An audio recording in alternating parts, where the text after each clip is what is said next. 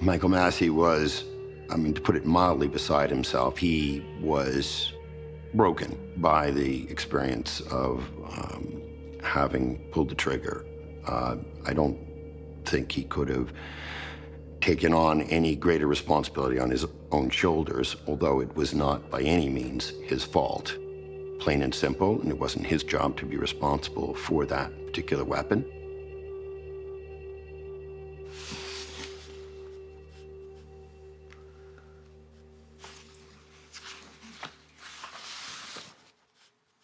Chinese mafia executed Bruce Lee and then his son. I mean, that's where things were going, you know, with the tabloids. Blood on the set. What really happened? How could a bullet end up in the gun? Well, it wasn't a bullet. It was a dummy's head. The dummy head was still in the chamber, and it blew it out.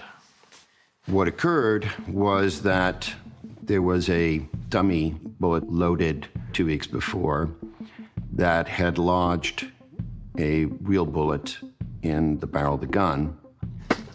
These are different caliber dummy rounds that we have, and the whole goal to making dummy rounds is to make an imitation round that would lead the viewer to believe that it is a live round. So this is the dummy round, and this is the live round.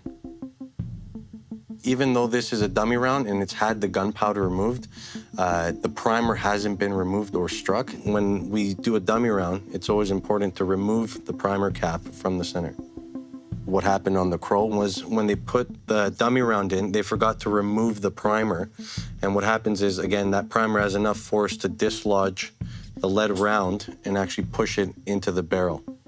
We're actually gonna pull the trigger, and it'll have just enough force to lodge the round in there. So you can see in there our dummy round.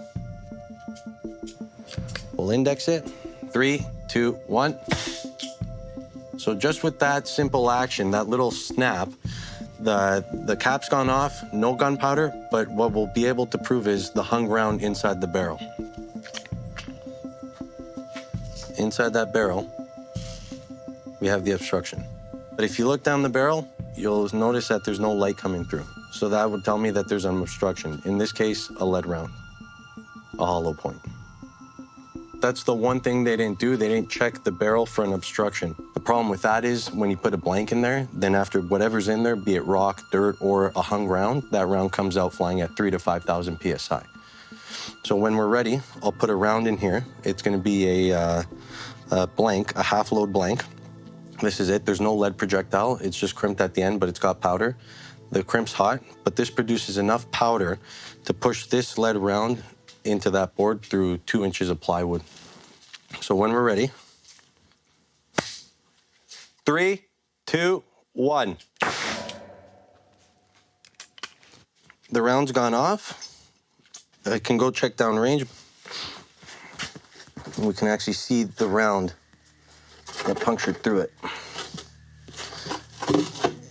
Right here. That's your round.